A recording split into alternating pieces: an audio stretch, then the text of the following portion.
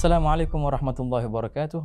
Alhamdulillahirabbil alamin. Allahumma shalli wa sallim ala sayyidina Muhammadin wa ala alihi wa sahbihi ajma'in.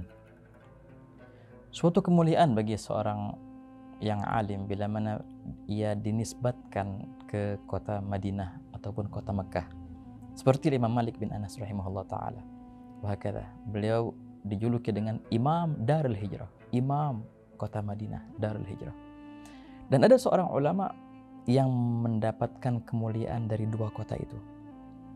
Beliau dinisbatkan kepada imamnya Haram al-Makki dan juga imamnya Haram al-Madani. Beliau adalah Imamul Haramain, Abil Ma'ali Abdul Malik bin Abdullah al-Juwaini. Seringkali kita mendengar julukan beliau Imamul Haramain. Siapa sosok Imamul Haramain ini dan bagaimana manaqib beliau, bagaimana pandangan beliau terhadap waktu yang sangat dan amat mahal itu. Imam al-Juwaini, beliau ini adalah guru daripada Imam Al-Ghazali, dan memang Imam Ghazali sangat terpengaruh dari pola pikir gurunya ini, Imam Al-Juwaini. Dan seluruh sanad fikih Syafi'i pasti akan merujuk ke kitab beliau Nihayatul Matlab fi ad-dirayah bil madhab wa hakadha ikhwan. Karena di situ beliau menghimpun semua catatan madhab Syafi'i yang ada sebelum beliau, dihimpun semua dalam kitabnya Nihayatul Matlab yang sekarang dicetak menjadi belasan jilid. Wa hakadha ikhwan. Imam Al-Haramain Abdul Malik bin Abdullah al-Juwaini diceritakan oleh Al-Imam As-Subki dalam kitabnya yang Al-Fadh, yang luar biasa, Tabaqat Asy-Syafi'iyyah Al-Kubra. Kitab yang sangat luar biasa itu, ikhwan. Itu bukan hanya saja kitab manaqib, akan tapi di situ ada kitab, di situ ada ilmu fikih, ada ilmu nahwu, ada ilmu sejarah. Semuanya ada dalam kitab Tabaqat Asy-Syafi'iyyah Al-Kubra lil Imam At-Taji Subki. Dan juga diceritakan oleh Imam Ibn Asakir dalam kitabnya Tabyin Kadhibil Muftari. Imam Abdul Malik Al-Juwaini lahir pada tahun 419 Hijriah wa mutawaffa, dan wafat pada tahun 478 Hijriah, 478 Hijriah rahimahullah taala. Hadzal Imam Abdul Malik bin Abdullah al-Juwaini an-Naisaburi asy-Syafi'i al-faqih, ahli fikih, al-usuli, yang luar biasa dalam ilmu usul. Beliau mengarang kitab yang dinobatkan sebagai teka-teki ummah, lughzul ummah, wa hakadha. Hakadha ya guru as-Subki. Kitab apa itu? Dalam ilmu usul yang bernama Al-Burhan, wa hakadha. Al-Mutakallim, beliau juga ahli al-kalam dalam perihal ilmu al-aqidah, rujukan utama dalam perihal ilmu aqidah. Bahkan Imam Ghazali dalam kitabnya Al-Iqtisad fi al-I'tiqad seringkali merujuk ke kitab Al-Imam Al-Juwaini, wa hakadha ikhwan.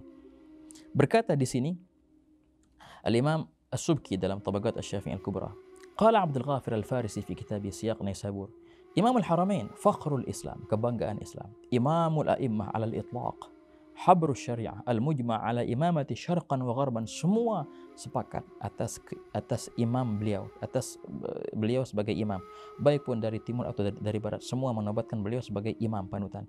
Lam taral uyun mithlahu wa la tara ba'dahu.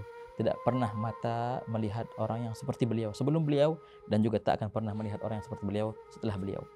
Sami'tu fi athna' kalam yaqul, pernah aku mendengar beliau berkata, ini yang berkata adalah muridnya. Pernah aku mendengar guruku itu berkata, la anamu wa la akulu 'ada.